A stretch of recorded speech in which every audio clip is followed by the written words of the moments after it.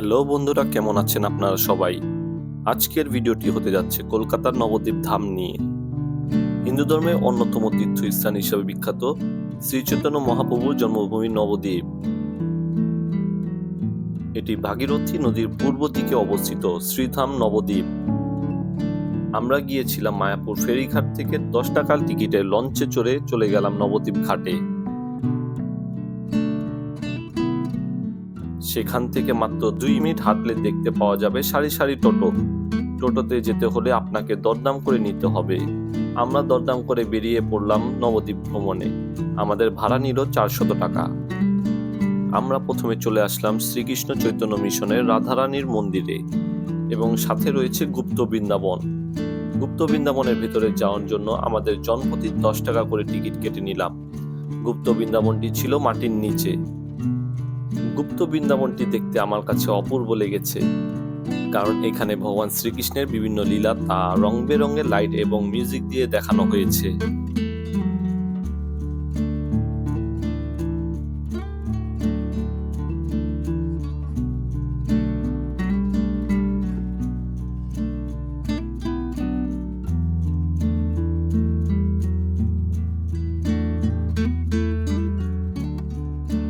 এরপর আমরা পৌঁছে গেলাম জগন্নাথ মিশ্রের বাড়ি বা নিমাইয়ের জন্মস্থান।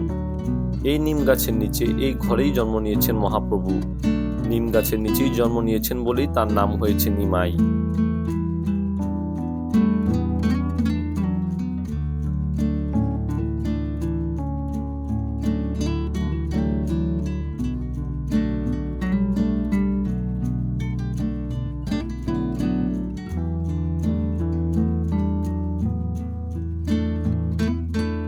এরপর আমরা পৌঁছে গেলাম গৌর গোপীনাথ জিউ মন্দির।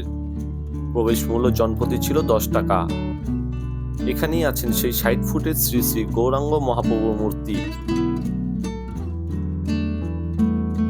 প্রবেশ পথে রয়েছে একটি কৃত্রিম গুহা। গুহাটি ছিল বেশ অন্ধকার এবং দেখতে অনেক সুন্দর ছিল। কিছু দূর এগুলি দেখতে পাওয়া যাবে সেই 60 ফুটের শ্রী শ্রী গৌরাঙ্গ মহাপ্রভুর মূর্তি। এছাড়াও আশেপাশে দেখতে পাওয়া যাচ্ছিল ভগবান শ্রীকৃষ্ণের লীলা এবং মহাপ্রভুর জীবনের লীলা কাহিনী। তো চলুন আমরা ঘুরে দেখি।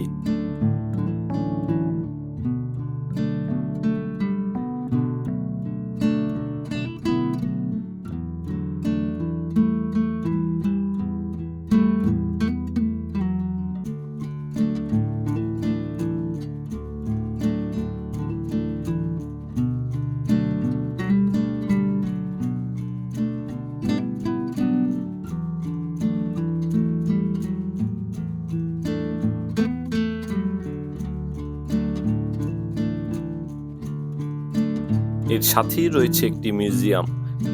মিউজিয়ামে আমরা দেখতে পাবো রাধাকৃষ্ণের জীবনের বিভিন্ন লীলা। তো চলুন আমরা ঘুরে দেখি।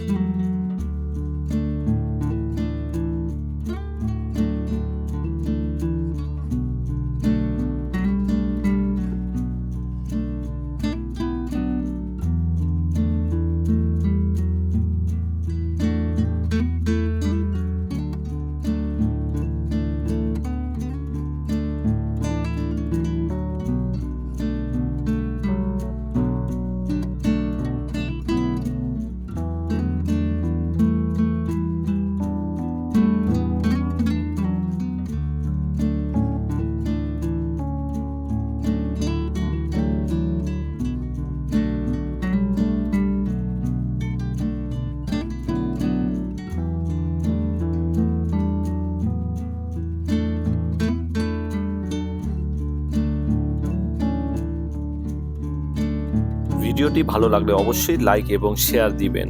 আর ভিডিওটি কেমন লাগলো তা আমাদের কমেন্ট করে জানাবেন। আমাদের নতুন ভিডিওর আপডেট পেতে অবশ্যই সাবস্ক্রাইব করে রাখবেন এবং পাশে থাকা বেল আইকনটি ক্লিক করে দিবেন। নতুন কোনো ভিডিও নিয়ে আবার হাজির হব। আজকের জন্য এ পর্যন্তই। নমস্কার এবং গুড বাই।